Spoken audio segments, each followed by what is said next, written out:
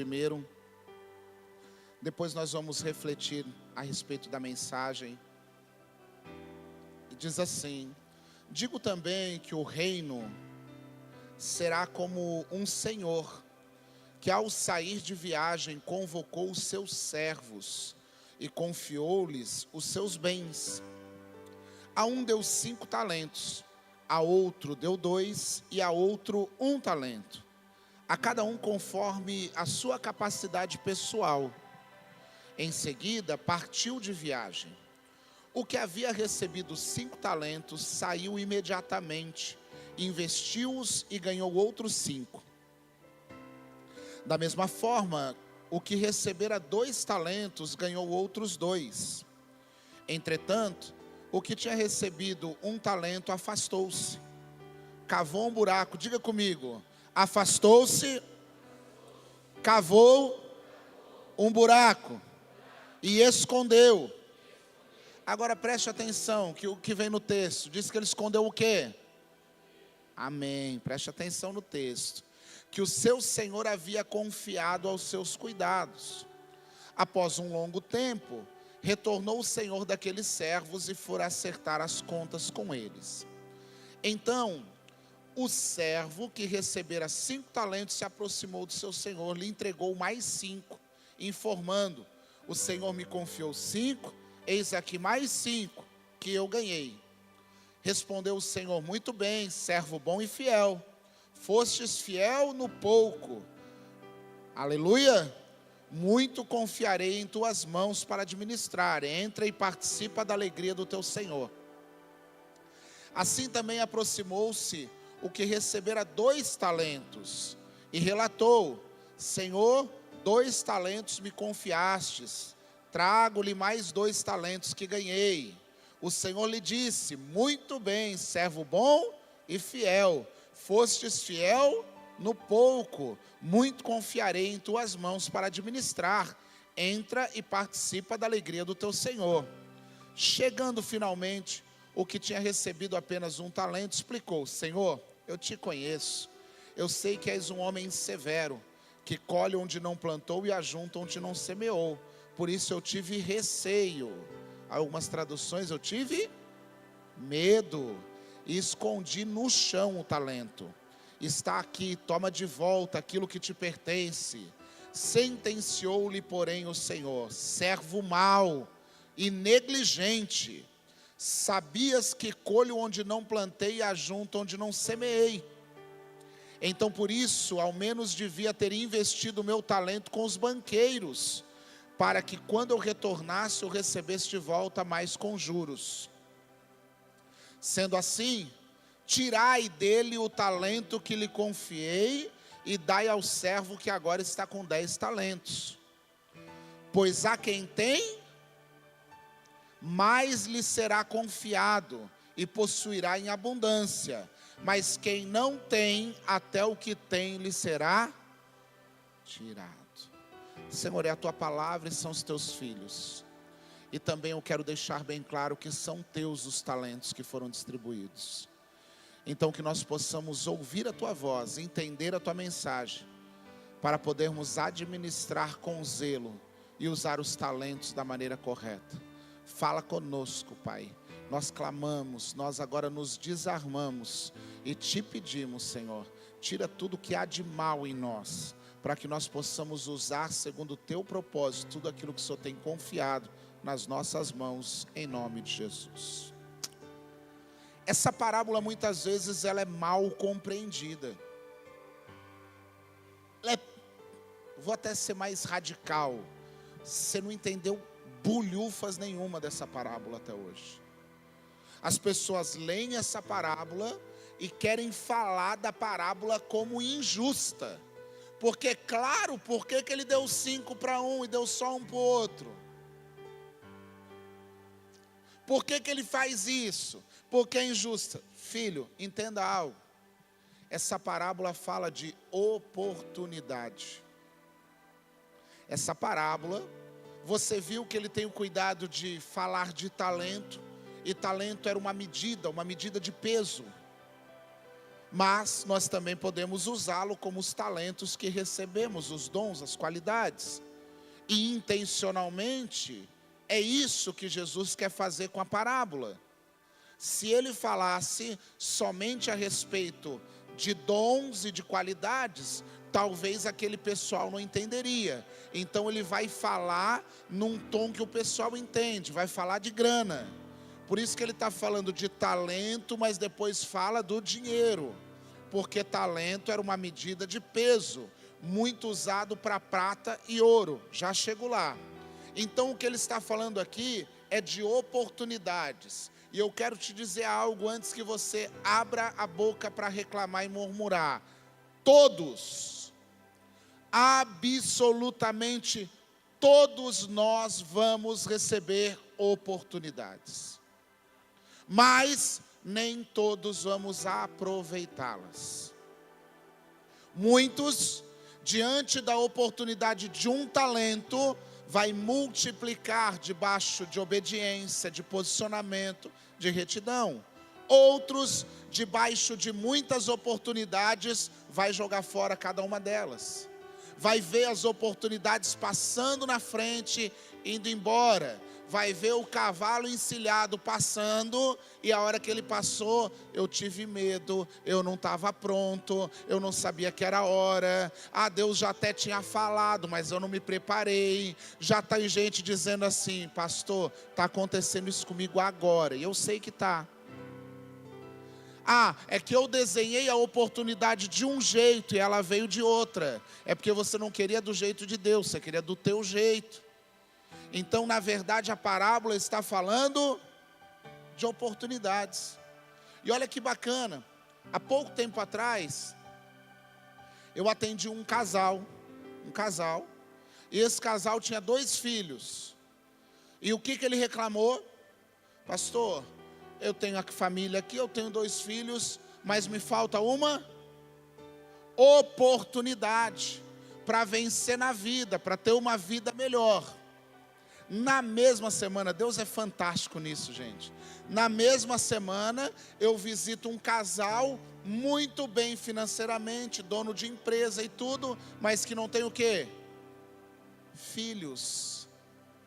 E aí qual era a reclamação daquele casal? Eu só queria uma oportunidade. Então a verdade é que todos nós estamos recebendo as oportunidades, mas nós não estamos vendo. E quem não vê a oportunidade que recebeu, não abre uma janela no mundo espiritual para uma nova oportunidade. Porque enquanto a gente está olhando só para o que falta, a gente nunca valoriza o que tem. A gente está sempre vivendo do dia seguinte, sempre vivendo da próxima conquista, sempre vivendo daquilo que a gente ainda acha que está faltando, e nunca estamos usufruindo daquilo que já foi acrescentado. Então, um segredo para você: você só vai viver com plenitude quando o que você tem já for o suficiente para te trazer alegria. Porque se você tem os olhos só para o que falta, você está esnobando, menosprezando. Na verdade, você está murmurando com aquilo que Deus já te deu. Porque se você não está desfrutando daquilo que Deus te deu, você está dizendo que Deus não é o suficiente para você. Se você não desfruta das coisas que Deus já confiou nas tuas mãos, você está dizendo o quê? Que Deus está errado, que Deus errou com você. Então eu estou sempre olhando para aquilo que Deus ainda não deu, achando que Deus está errando comigo, que Deus não é perfeito, que Deus não é completo. Então a história diz, a maioria das vezes perdemos tanto tempo olhando para o que falta, que acabamos não aproveitando o que já temos. Irmãos, eu não preciso ir longe. Você que está aqui nessa noite reclamando de uma oportunidade, tem alguém sentado do teu lado pedindo uma oportunidade de ter o que você já tem. Porque a grama do vizinho parece sempre mais verde, né? Todo mundo acha que na casa do vizinho não tem problema. Todo mundo acha que a vida do diácono aqui é uma maravilha.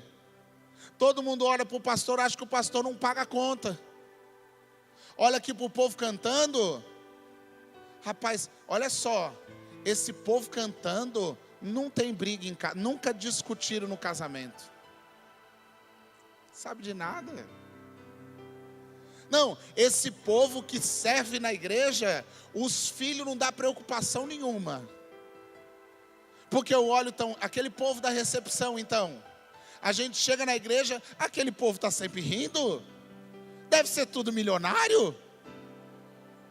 Não, parece que a vida dos outros, né? A vida dos outros é melhor que a nossa. Filho, não é. É que como a obra de Deus acontece não por nós, mas apesar de nós, quem está na obra de Deus encontra felicidade apesar dos problemas, filho. A nossa alegria não vem pela ausência dos problemas, vem com a certeza de que nós vamos vencê-los. Você não vai ser pleno porque não vai ter luta. Você vai ser pleno porque Ele disse que Ele já te deu a vitória. Então as lutas vão existir, mas a vitória também é uma certeza. É tão certo, irmãos, como a chuva que cai, o sol volta a brilhar. Então tem dia de tempestade, não se desespera, ela passa. E o sol volta a brilhar. Mas o dia que o sol estiver brilhando, não fica bobo, vai voltar a chover. E qual é o nosso papel? Se preparar para a chuva. Se blindar. Para que quando a chuva chegue, eu não seja pego de surpresa. Então as oportunidades vão vir. Eu coloquei algumas coisas hoje, porque a palavra foi falando tanto comigo, irmãos. A palavra foi me esmiuçando tanto. Irmãos, quem usa o talento que tem para o reino, recebe todos os talentos do reino. Agora, se o talento que você tem não é do reino, como é que você está pedindo mais para o reino? Você precisa entender aquilo que Deus está confiando nas tuas mãos e para que Ele está confiando. Muitas vezes a gente está no meio dos turbilhões da vida. Qual é a pergunta que a gente faz, Lê? Por quê? E qual a pergunta que a gente devia fazer? Para quê? Senhor, por que eu estou passando por isso? O que eu estou dizendo para Ele? Tu está errado. O Senhor tem que me explicar por que eu estou passando. Agora, quando eu entendo, eu viro a chave e digo assim, para quê? O que o Senhor quer me dar? Porque depois disso tem uma recompensa. Depois disso tem uma lição. Depois disso, para quê? Isso tudo tem um para quê. Aí eu vou olhar uma coisa. Não reclame de não encontrar uma saída, se você teme em olhar só para as dificuldades. Como é que você vai encontrar saída aonde você só vê desgraça, filho? A Bíblia diz que se os meus olhos forem bons, todo o meu corpo será bom. Mas se os meus olhos forem maus, quanta treva haverá dentro de você. Irmão, tem gente que não dá para chegar perto. É tão pessimista que estraga o dia da gente. Tem gente que tem que mudar o olhar, porque está reclamando. Não, eu não vejo saída nenhuma. Claro que você não vê. Você só consegue enxergar as coisas com os olhos maus. Ninguém presta, nada é bom, não tem lugar nenhum para você. Será que todo mundo é tão ruim? Ou será que nós já descobrimos quem que é ruim? Irmão, quando eu começo a dizer que nada presta, eu preciso desconfiar que quem não presta sou eu. Então não reclame de não encontrar uma saída, quando os teus olhos estão fixados só nas dificuldades. Quer outra coisa? Não reclame de não ver a cura, quando os teus olhos só enxergam a tua dor.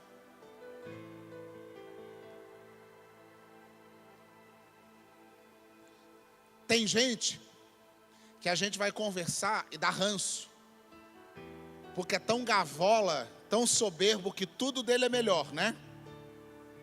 Você fala para ele uma coisa, o dele é mais.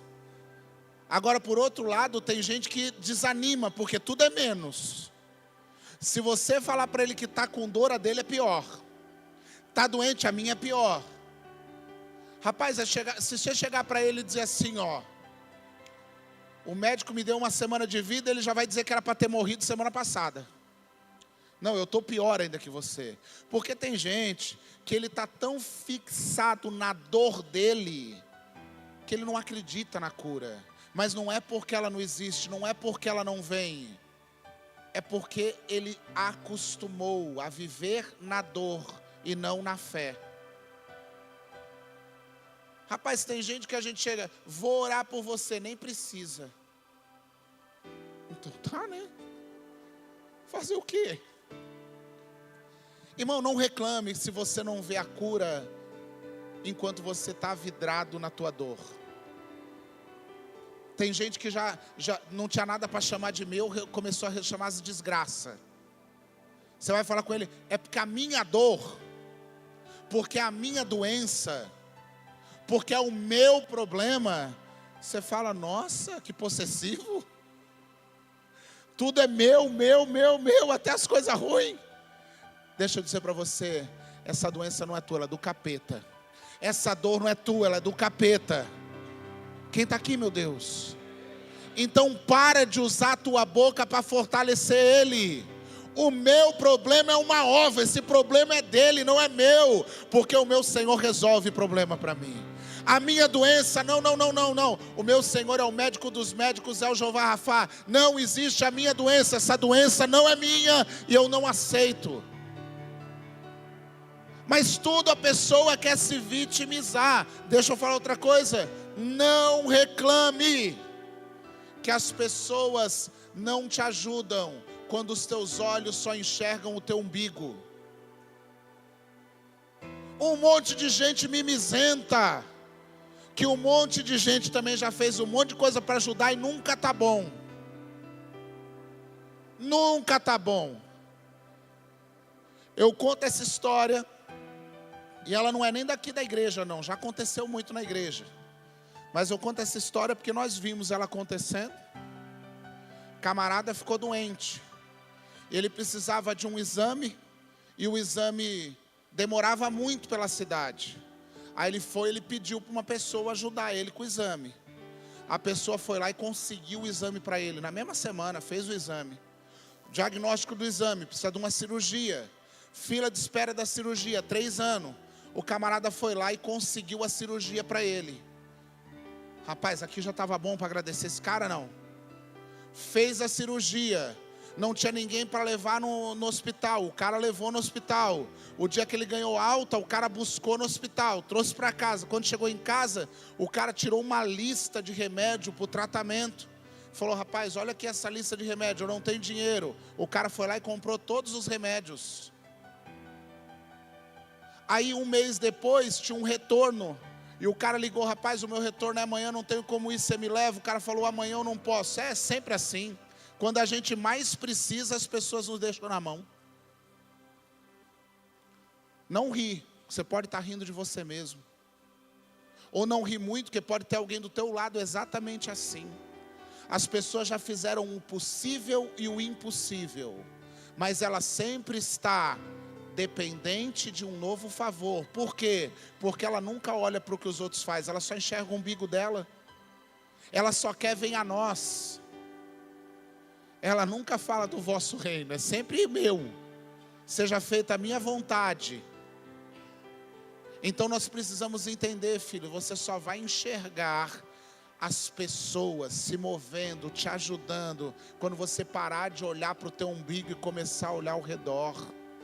Tem gente que às vezes está passando por provas piores do que a sua, mas está dando glória a Deus. Está passando pela prova, dando glória a Deus. Você às vezes nem prova tem, só está arrumando problema para se vitimizar. Não reclame. A fé não nega a realidade que os nossos olhos veem, mas a fé te dá visão para enxergar além da realidade.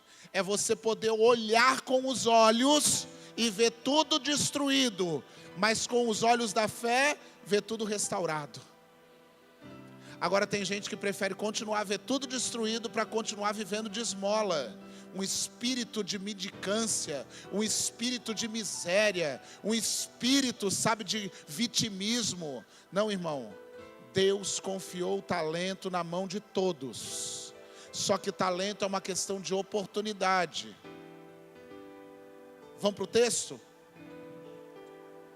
Quando Deus quis levantar José, Ele colocou José onde? No poço.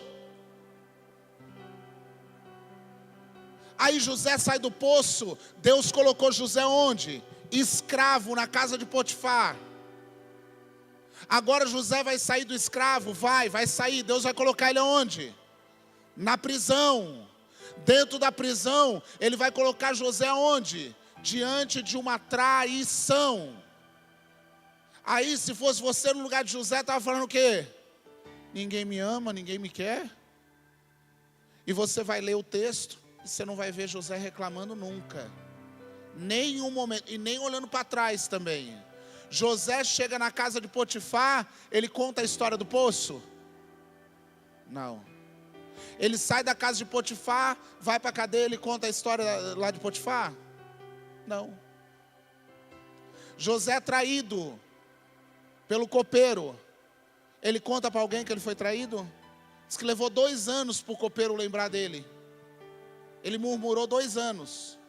Não, filho. Ele entende que são oportunidades. Posso te dizer? O poço era a oportunidade de aprender sobre dependência. A casa de Potifar era a oportunidade de aprender sobre administração.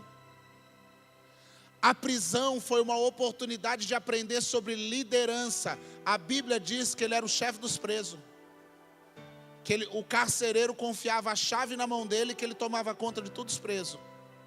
Então ele aprende no poço a dependência. Quem está comigo? Isso. Ele aprende na casa de Potifar a administração. Ele aprende na prisão agora liderança. E ele aprende na traição a conexão. Porque na traição ele vai aprender que conexão na hora errada não vale de nada, mas na hora certa te promove.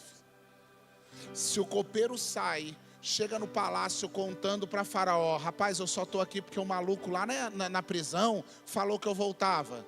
Faraó, e o que é com isso? Por quê? Porque aquela informação para aquele momento não valia nada.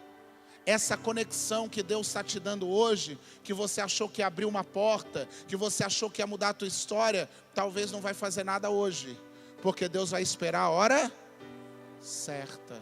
Um dia Faraó teve um sonho, e agora sim faz sentido a conexão da prisão.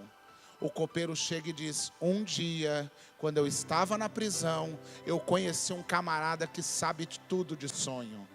Aí ele vai dizer: então tira ele da prisão e traz ele aqui no palácio, porque hoje começa a se cumprir a promessa que Deus fez para ele lá, quando ele estava com os irmãos se dobrando diante dele. Mas qual que é a nossa percepção? Que oportunidade tem que ser algo bom. Então quando Deus quis levantar Moisés, Deus fez o que com Moisés? Mandou ele para o deserto. Eu tenho um plano para Moisés, então vai para o deserto. E fica lá 40 anos. E os 40 anos de Moisés no deserto, o que era? Deve ser castigo, né, pastor? Não, oportunidade. Por quê? Porque quando ele vai libertar o povo, que abre o mar, que faz tudo, quantos anos eles vão passar no deserto? Então são 40 anos para ter a estrutura, a experiência e o conhecimento para viver 40 anos de promessa. Então o deserto para Moisés era uma oportunidade. Jefité, outro dia na mentoria eu trouxe a história desse camarada. A Bíblia diz que Jefité era filho de Gileade, um gileadita, lá em Juízes 11, vai contar a história dele. Aí diz que o pai dele morreu no dia do luto, irmão. Os irmãos dele chega para ele e fala assim: tu é filho de uma prostituta, vai embora daqui que nós não queremos você em casa. E ele é expulso de casa, vivendo o luto do pai. Os irmãos o rejeitam e ele é expulso. A Bíblia diz que ele vai morar com um bando de vadios. E você pensa o quê? Deus não está lá, Deus não existe. Só que os filhinhos da mamãe que ficaram em casa, vira tudo Nutella. Tudo acorda meio-dia pedindo sucrilhos para a mamãe. Tudo joga videogame o dia inteiro. Nunca tiveram que pegar numa enxada. Nunca participaram de uma briga. Aí diz que os inimigos vêm e judiam deles 18 anos oprimindo eles. Aí eles não aguentam mais aquilo, eles precisam pedir socorro. Para quem que eles vão pedir socorro? Porque não era punição, não era castigo, era oportunidade. Jefité, no mando de vadios, ele precisou aprender a lutar. Ele precisou ter estrutura de guerreiro. Ele precisou lutar pela vida. E agora os Nutella não tem isso. Mas vão lá falar para Jefité: Jefité, nos salva. Ele diz assim: mas foi vocês que mandaram embora. Aí eles dizem: não, mas a gente não sabe fazer o que você sabe. Nós não temos a estrutura que você tem. Nós não temos a coragem. Nós não somos guerreiros. Aí Jefité diz: eu só volto se Deus me der vitória e eu ser líder, chefe de vocês. Aí eles dizem: fechou, nós vamos morrer mesmo. Jefité volta. Deus dá vitória para o povo de Gileade. Mas espera, sabe o que acontece com ele? Ele não vira só líder da tribo. Ele vai virar o 8º juiz sobre toda Israel. Irmão.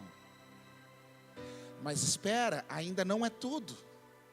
Ele é da tribo de Gade, da família de Gileade, mas da tribo de Gade. Sabe quem é a tribo de Gade?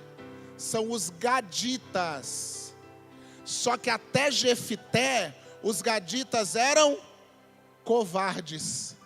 Até Jefité, os gaditas eram medrosos. Até Jefité, os gaditas eram tidos como saco de pancada dos inimigos. Mas depois de Jefité, vai chegar lá com Davi em Crônicas e vai dizer assim: os gaditas tinham cara de leão, hábeis com a espada. O menor deles valia por 100 e o maior deles valia por 1000. Jefité, ele muda um legado, ele muda uma geração, ele muda uma história, por causa da oportunidade que você diria que é castigo. Ele vai deixar um legado de vitória, de coragem. Ei, entenda que o que Deus está gerando em você é estrutura para a promessa.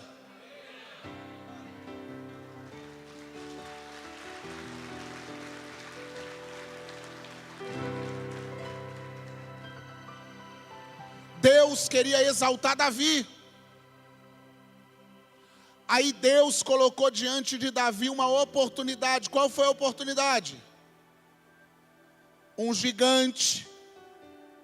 O mesmo gigante talvez que você está choramingando. O mesmo gigante que você está reclamando. O mesmo gigante, eu posso dizer, o mesmo gigante que derrubou toda a credibilidade de Saul, levantou a história de Davi. Tem gigante que pode te matar ou te promover, quem define é o teu comportamento. Tem gigante que vai aparecer na tua vida e ele pode acabar com a tua história, ou ele pode mudar a tua história de nível, depende de você. A Bíblia diz que durante 40 dias o gigante estava ali. Era uma oportunidade para todo mundo, inclusive para Saul, que era o rei. E durante 40 dias todos viram o gigante como um problema, como um defeito, como um pecado, como um castigo. Até que Davi chega e fala assim: ah, rapaz, está aqui a resposta. Sabe por quê? Davi, ele havia sido ungido no secreto. Mas agora Deus está disposto a exaltar ele no público. Irmãos, você não entendeu, mas está bom. Depois, quando você entender, vai dar glória. Tem coisas que Deus falou para você no secreto, e você está louco para ver cumprir a promessa no público. Mas entre o secreto, só você e Deus, onde gigantes não estão, até o cumprimento no público vai ter um gigante no caminho para você derrubar. Só que você vai ter que confiar que o que você recebeu no secreto vai se manifestar em público. Deus não vai colocar você nos lugares. Deus vai colocar um gigante para você derrubar e te levar até esses lugares. O que você está vendo como obstáculo, dificuldade, Deus está chamando de oportunidade. Paulo chega até Roma. E era o sonho de Paulo ir até Roma, sabia, Kleber? Porque Paulo era cidadão romano.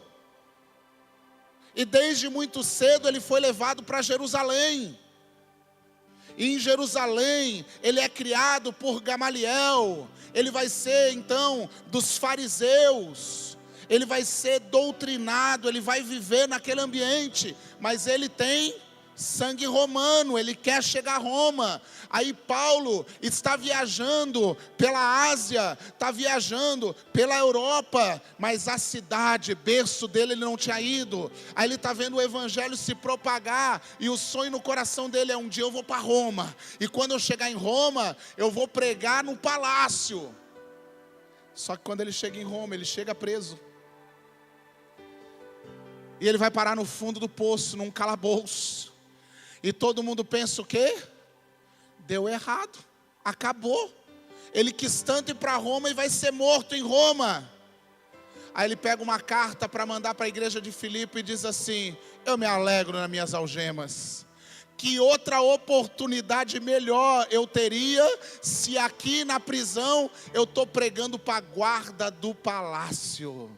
Porque se eu estivesse na rua, eu pregaria na rua. Mas aqui, os soldados que cuidam de mim são os mesmos soldados que cuidam do imperador. Eu falo para Jesus aqui, eles contam lá para ele. Eu falo aqui e o burburinho corre no palácio. Então, Deus me colocou para pregar para a guarda pretoriana. E por causa das minhas algemas, das minhas cadeias, o povo do lado de fora prega ainda com mais ousadia, com mais coragem. Porque se eu que estou preso, sofrendo, estou pregando, você que nem está preso, não está sofrendo, não está sendo açoitado, está dormindo até agora, por quê? Se um camarada preso no fundo do calabouço está todo dia pregando Jesus, você que dorme num colchãozinho confortável, cobertorzinho, tem comidinha, chuveirinho elétrico, não está fazendo porcaria nenhuma pelos outros. Por quê? Aí Paulo diz: o povo está se tocando, e o povo está começando a pregar com mais ousadia, o povo está começando a anunciar. Nós analisamos essa parábola com injustiça. E por que nós analisamos como injustiça? Porque nós analisamos a parábola sem conhecimento.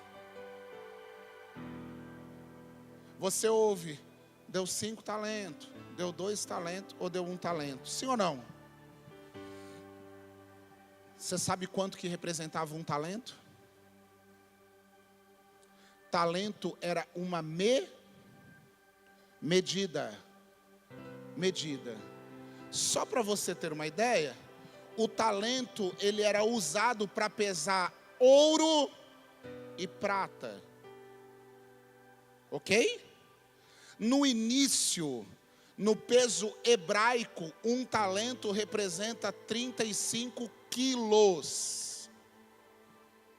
1 talento representa 35 quilos. No Novo Testamento, eles vão ter 2 pesos para a mesma coisa, para o talento. Para o grego, 1 talento é 20 quilos. Para os romanos, 1 talento é 40 quilos. Não vamos ficar nem com 20, nem com 40, vamos ficar no meio, nos 30. Porque Jesus está contando uma parábola, né? Ele pode estar usando o peso do romano, porque na verdade ele nem está falando só de peso. Mas olha só, olha o que a parábola está dizendo. Um senhor vai chamar 3 escravos. Os escravos tinham direito ao quê? Nada. Nada. Então até hoje, quando você lia essa parábola, tadinho do cara que ganhou um só, esse cara ganhou 30 quilos de ouro, só isso. Um senhor chama um escravo e entrega 30 quilos de ouro na mão dele. Você quer converter para hoje? Nada menos aí do que mais de 15 milhões de reais. Pega, faz alguma coisa. Tadinho, era só um talentinho, né? Estou eu aqui, senhor. Se quiser, estou pronto. Um talento são 30 quilos de ouro. Por que, pastor, o senhor está dizendo isso? Porque o que o Senhor está confiando na tua mão não é qualquer coisa. Não é besteira, não é resto. O que o Senhor está confiando na tua mão, porque Ele usou a medida do talento. Porque às vezes você olha, eu só tenho talento para cozinhar. É precioso, Deus te deu, use para a glória dEle. Não, eu só tenho talento para ensinar. É precioso, vai lá no Kids e ensina as crianças, ganha eles para Jesus. Mas eu só tenho talento para trabalhar. Ei, constrói as melhores casas com excelência. Aquilo que Deus confiou não é resto, não é sobra, não é qualquer coisa. Ele está confiando algo muito precioso, valioso nas tuas mãos. 30 quilos de ouro. Primeiro, Deus confiou em nós, mesmo diante dos nossos fracassos. Irmão, quantas vezes você já jogou o teu talento fora? E o Senhor vai e te chama de novo e te devolve. Está aqui o teu talento. Pega de novo mais uma chance. Irmão. Eu já brinquei com isso aqui, né? Eu já brinquei com isso. Eu falei, olha só a diferença de Deus, gente. Camarada vem, eu usei o David da outra vez, eu vou usar o Leandro agora. O Leandro me pediu 50 reais emprestado. Né, Leandro? Faz de conta, não pediu nada não. Pediu 50 reais emprestado. Em uma semana ele ia me pagar. Levou mais de 2 meses, o Leandro não me pagou. Sabe o que eu vi? Que o Leandro começou a me evitar. Porque ele estava mal, está devendo, não tinha como pagar.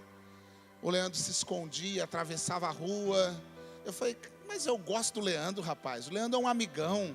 Eu não vou deixar 50 reais atrapalhar a nossa amizade. Eu fui lá procurar o Leandro e falei para o Leandro, Leandro, sabe aqueles 50 reais que você estava me devendo? Esquece, tá? Você não me deve mais nada, a gente volta a ser amigo, tudo como era antes, beleza? Cara, obrigado, que maravilha.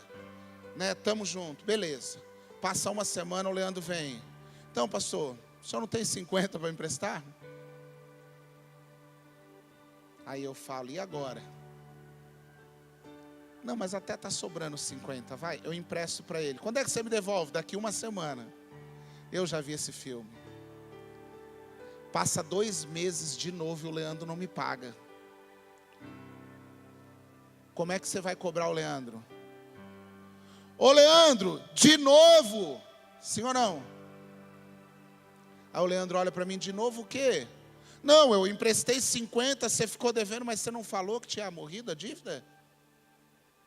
É porque a gente ressuscita dívidas antigas para cobrar novas dívidas.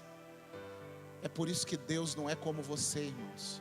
Você jogou o talento fora, você esnobou o talento, mas quando Ele te chama de volta, Ele não fala do que você menosprezou, Ele só devolve e diz, eu ainda confio em você. Eu ainda estou chamando você. Eu ainda creio que você pode fazer aquilo que eu disse que você ia fazer. Não importa se você não deu valor para aquilo que Deus colocou nas tuas mãos. Não importa quantas vezes você esnobou o teu chamado. Quando Deus está te chamando de novo, Ele não quer cobrar dívidas antigas. Ele quer viver uma nova promessa com você. Ele confia. 2. Desperdiçar o talento é enterrar tesouro. Diga para alguém, pelo amor de Deus. Olha para alguém e diz. Diz, vai. Desperdiçar o talento é enterrar tesouros. O que você está fazendo com o talento que Deus te deu? Quanta gente está enterrando talento aqui, enterrando tesouro, porque se machucou em outra igreja.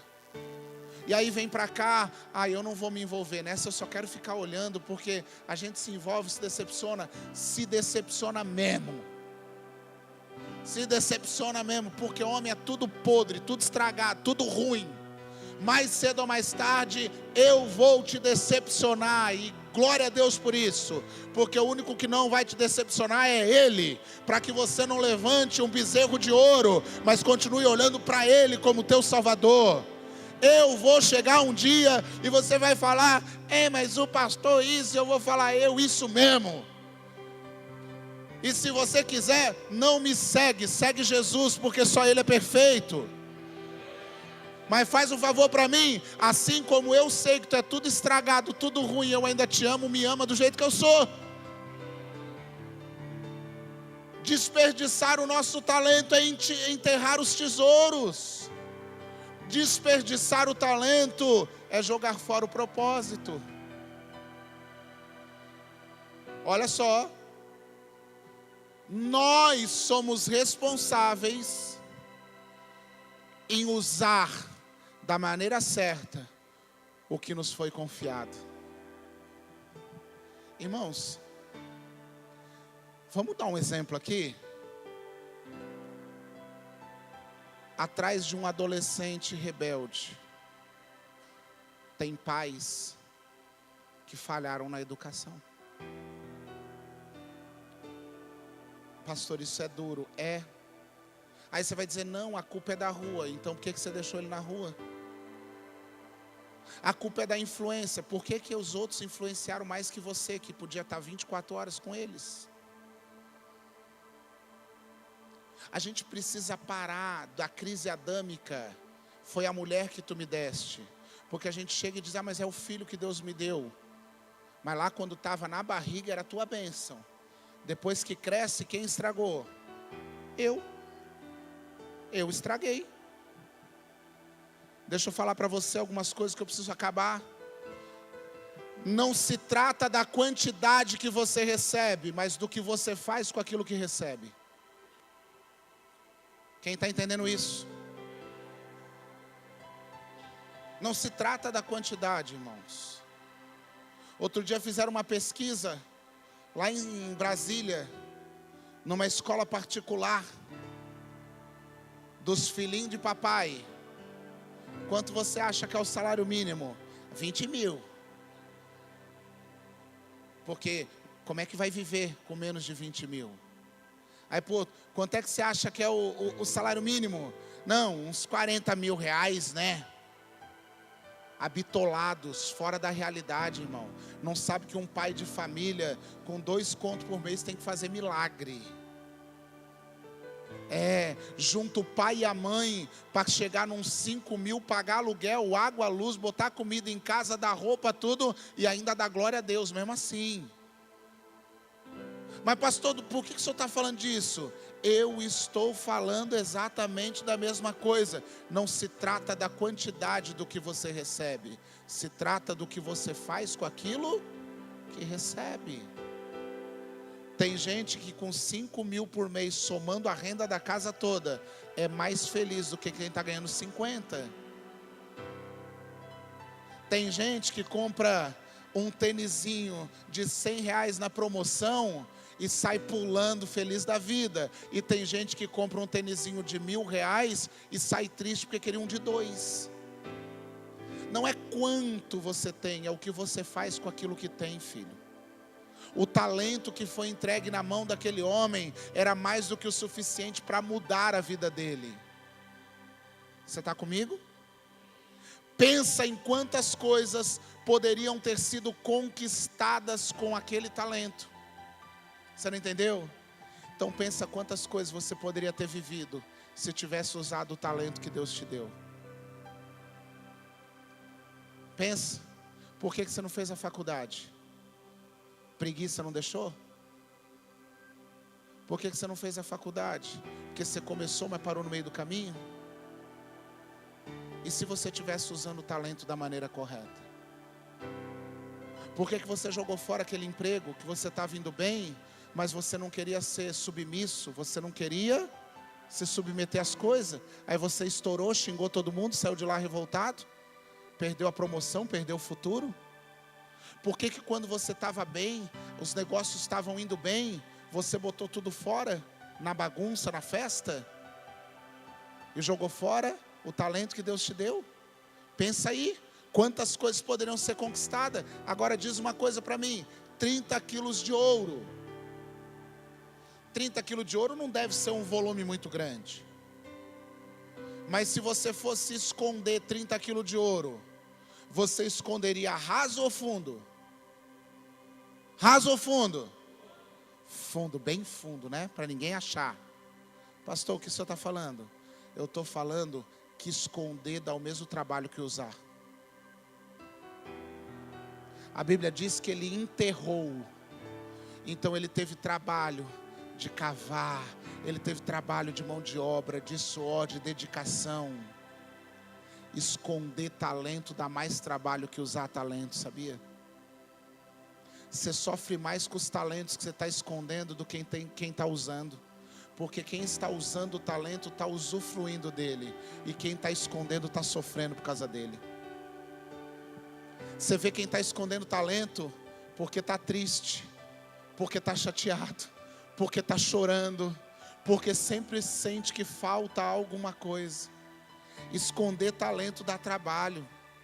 Ele não estava enterrando somente o talento, você está enterrando todas as possibilidades do que o talento podia trazer para você. O medo é comum para todos, filho. Não pensa que quem está indo para frente nunca teve medo. O medo é algo normal para todos nós. Todo mundo vai ter medo de alguma coisa. Mas tem gente que paralisa e tem gente que supera. Você acha que o camarada que recebeu 5 talentos não tinha medo de investir? A responsabilidade era maior do que o que recebeu um só. Mas diante do medo ele teve uma atitude. E você diante do medo está tendo uma omissão. E vai chegar no final, quando a gente for chamado, Deus vai falar da oportunidade que Deus deu para todos nós. E talvez o nosso maior pecado vai ser esse: o pecado da omissão, de não ter usado tudo que Deus nos confiou da maneira correta, porque a gente preferiu ver as coisas em nosso redor e ignorá-las. A banda pode subir já para a gente preparar aí? Talento que vem de Deus, não, essa você tem que falar para alguém, pelo amor de Deus, essa é boa demais. Você vai olhar para alguém e vai dizer assim: o talento que Deus dá não acaba. A gente fica com medo, dona Dena, a gente fica, ai, mas será que vai acabar? Posso contar uma coisa para você? Fala. Olha para a mesma pessoa que você olhou agora para falar isso, que o talento que Deus deu não acaba. Agora olha para ele e fala assim: o talento que Deus dá, quanto mais eu uso, mais ele acrescenta.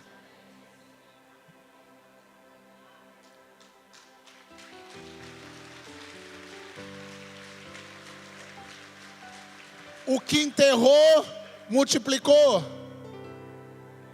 Mas os que usaram, dobraram. O talento que Deus dá, quanto mais você usa, mais multiplica. Quanto mais você começa a fazer, mais ele começa a dar, mais ele começa a confiar. Tem gente que diz assim: pastor, quando eu comecei, agora no retiro de mulheres teve umas doidas lá. Pastor, quando eu comecei eu não queria nem que ninguém me visse, pastor, porque eu sou tímida. E o que você estava fazendo agora? Agora eu estava com o microfone na mão ministrando. Por quê? Porque começou limpando uma mesa, depois foi lavar um banheiro. Mas quanto mais eu uso, mais ele acrescenta, mais acrescenta, mais acrescenta. Coisas que eu não conseguia fazer, hoje eu faço naturalmente. Por quê? Porque lá eu não tinha esse talento, mas eu usava os talentos que eu tinha e Deus me dava novos talentos. Quanto mais você está disponível para o propósito, mais talentos estão disponíveis para você. Isso é para você profetizar para alguém, pelo amor de Deus.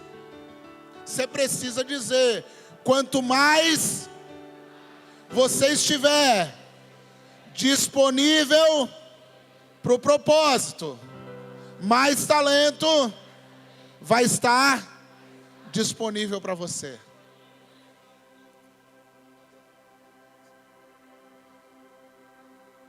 No final, a gente descobre que nós recebemos muito mais que só um talento. No final, a gente descobre que o que Deus colocou na nossa mão, a gente não é capaz de suportar sozinho. E por isso que a gente tem medo. Um após o outro. Seja pelo medo, seja pela escassez, seja pelas frustrações, sejam pela ferida. Tem gente aqui enterrando talento. Um após o outro. Pastor, o primeiro talento que eu enterrei foi a minha alegria. Foram tantas decepções que eu decidi enterrá-la. Eu enterrei os meus sonhos. Pastor, eu enterrei o meu ministério. Pastor, eu enterrei as minhas habilidades. Seja pelo medo, seja pela escassez, seja pela decepção, seja pelas mentiras do diabo. Um atrás do outro, um após o outro, nós vamos enterrando os talentos que Deus nos deu. Na verdade, irmãos, os três eram escravos. Nenhum dos três eram livres. E nenhum dos três tinham nada. A verdade é que eu olho aqui de cima e enxergo todos vocês. E o que eu vejo é a mesma coisa. Nós éramos escravos. E Ele nos fez livre. Nós não merecíamos nada, mas Ele nos deu tudo. A decisão é simples. Ele nos chama para uma quinta de gratidão, para que a gente possa parar de enterrar os talentos e começar a usar o talento. Você pode ficar de pé?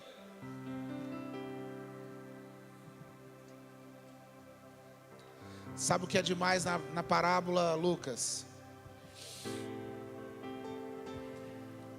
O Senhor dá o talento e Ele deixa claro: eu vou voltar. Você não entendeu?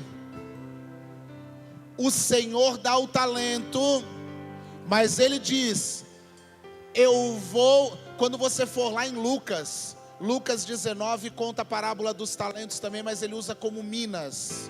Deixou minas, a um 10, a outro. Ele diz assim: eu vou buscar outro reino e volto para buscar esse reino.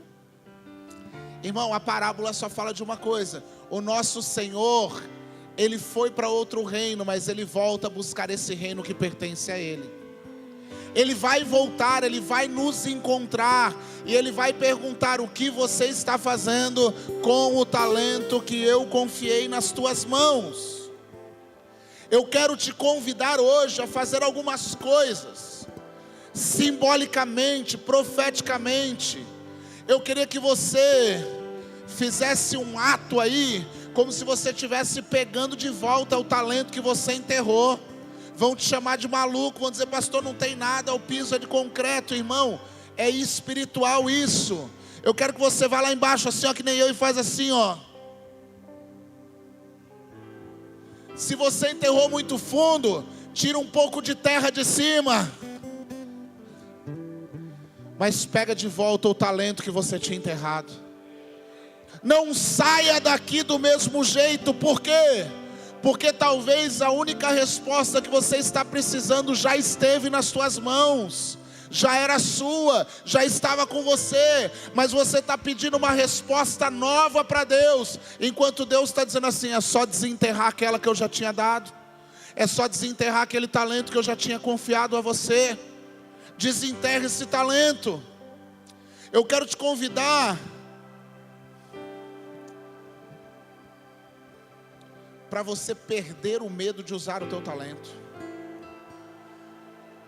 Diga assim: Senhor Jesus, o Senhor me conhece, conhece as minhas falhas, as minhas limitações, e mesmo assim confiou talentos nas minhas mãos. Então hoje eu te peço, me ajuda e arranca o medo do meu coração. Eu desejo ser fiel ao talento que está nas minhas mãos e usá-lo para o louvor da tua glória.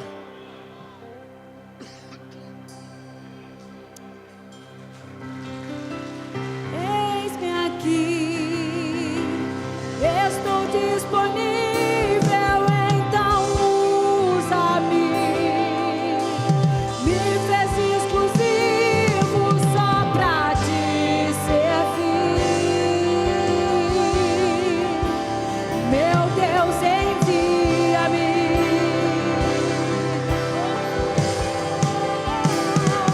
Como dizer não para o teu chamado, se me deste unção para ser usado pra tua glória,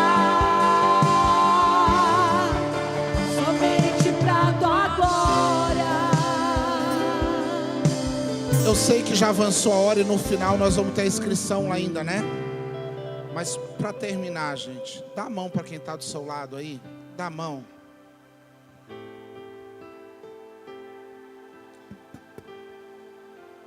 Pergunta aí para quem está do lado. Pergunta: você tem um talento enterrado? Se você não quiser falar, não precisa. Mas se você puder falar, fala para quem está do lado qual é o talento que você enterrou. Qual é o talento? É o teu chamado ministerial? Nós aqui se descabelando, querendo levantar obreiro para Porto Belo, e você com chamado parado, enterrado? Não. Qual é o talento que está enterrado? O povo aí fora reclamando que falta mão de obra, que ninguém é qualificado, que o povo não vai atrás, e você com baita talento desse enterrado, reclamando a vida? Se você tiver liberdade, pergunta: qual é o seu talento? Nós vamos orar. Você não vai orar por você, você vai orar pelo talento do irmão. O talento dele aqui era alegria. Olha para ele e já dá uma gargalhada. Ela volta hoje, ela volta hoje. Ora por quem está do teu lado aí. Deus confiou tesouros na tua mão. O talento em questão seria um tesouro no dia de hoje. E o talento da tua vida é um tesouro para esse tempo, para essa geração. Meu Deus. A resposta que o mundo precisa é a manifestação dos filhos de Deus. Abra sua boca, comece a orar aí pelos talentos. Pai, obrigado, Senhor, por reunir tantos talentos. Obrigado pelos talentos aqui dos músicos, dos cantores. Obrigado pelo talento, Senhor, daqueles que cuidam de vidas. Obrigado pelo talento lá de trás das pessoas que estão lá cuidando das crianças. Obrigado pelo talento, Senhor, daqueles que dedicam a sua vida profissionalmente, com excelência, fazendo tudo, Senhor, com honestidade, com empenho. Obrigado pelo talento, Senhor, daqueles que ministram a palavra, daqueles que escrevem, daqueles, Senhor, que trabalham pelo próximo, daqueles que amam, daqueles que abraçam. Obrigado pelo talento, Senhor, que tu tem confiado em cada um de nós. Obrigado, Senhor, pelo talento daqueles, Senhor, que são das exatas. Obrigado daqueles que são das humanas. Obrigado dos talentos, Senhor, daqueles que são artistas. Obrigado, Senhor, pelos talentos que o Senhor tem confiado. Obrigado pelo talento de mãe. Obrigado pelo talento de pai. Obrigado pelo talento de vó. Obrigado pelo talento de filho. Obrigado pelo talento, Senhor, de um obreiro que se levanta. Obrigado, Senhor, pelos talentos que o Senhor confiou para aqueles que eram escravos, aqueles que estavam perdidos, aqueles que não mereciam nada, mas o Senhor trouxe tesouros e colocou na nossa mão. Senhor, nós declaramos que nessa noite, talentos estão sendo desenterrados, talentos estão sendo ativados, talentos estão sendo usados. Nós profetizamos, Senhor, que a resposta, que o milagre que nós precisamos são os talentos que já eram nossos. Por isso nós saímos daqui hoje na certeza, na convicção, somos mais que vencedores. Os talentos estão conosco. E que a graça de Jesus, o amor extraordinário de Deus e a comunhão preciosa do Espírito confirme: você é talentoso, você é vitorioso, você é mais que vencedor. Em nome de Jesus, vá em paz, igreja.